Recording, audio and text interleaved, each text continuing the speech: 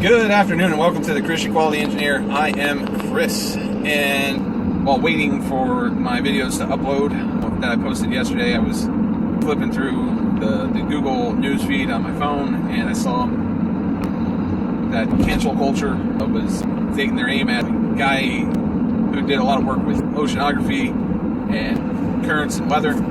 They said he's probably one of the first to work with the idea of big data because he had lots of ships captains standardized how they logged their currents and weather, and was able thereby to make more accurate weather forecasting and sea current mapping and stuff like that.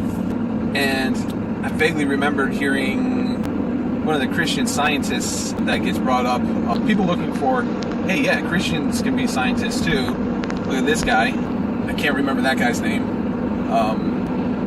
But I believe it's the person that was credited with finding ocean currents or defining ocean currents or something like that, which sounded like the same guy that this cancel culture article was talking about. But the reason why I remember the Christian scientists and ocean currents is because the Bible says in one of the Psalms that there's paths of the sea. He went looking for the paths of the sea and he found ocean currents or something along that line, which really makes sense. I think that's a pretty cool story. But anyways, what I was sidetracked on, and I thought was amazingly interesting, because I never knew... Oh, I'm getting a phone call. I'm going to pause. Alright, back from the pause. Can't remember exactly what I was saying.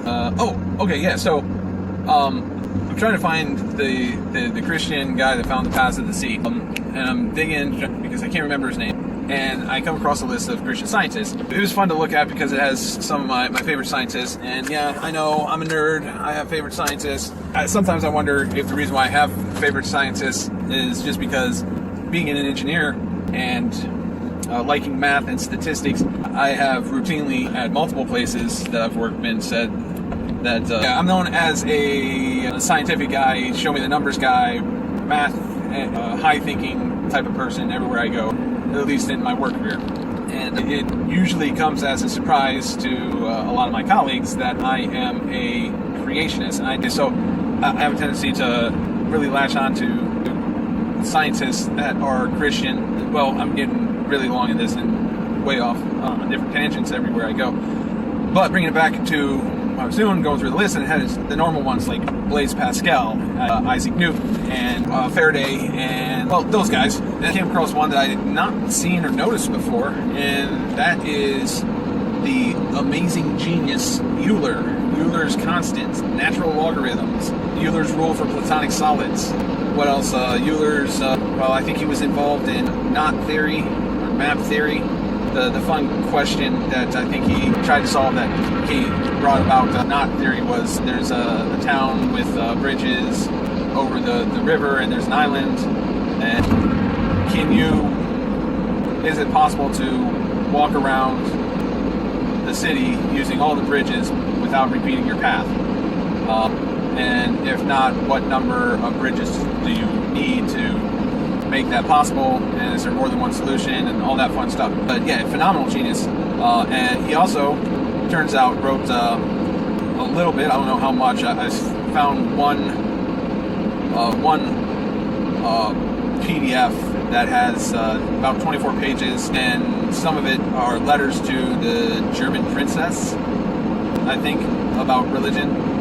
The main portion of it, though, is of Revelation, in response to Revelation against free thinkers. Basically, I haven't read all the way through it. I'm only about 4 pages in before I fell asleep reading it last night. Not that it was boring, because it was actually really good. But it was talking about pursuing truth, and this is going to be a long episode. Maybe I'll do a full breakdown of what I learned from reading this pamphlet. But I thought it was awesome. Euler, another Christian scientist, mathematician from way back in the day that really seemed to believe what he said. And it just adds more things that I want to do. Maybe I'll get to it. I hope I get to it. I want to read through it all the way and really understand it. It sounds good from what I got through so far. Anyways, I think I'm at about 14 minutes, which is much longer than I want to be. Anyways, thanks for listening, and like, share, subscribe if you so choose. It does help the algorithms. It lets me know that I'm not just speaking to myself. Also, commit your work unto the Lord, and thank you.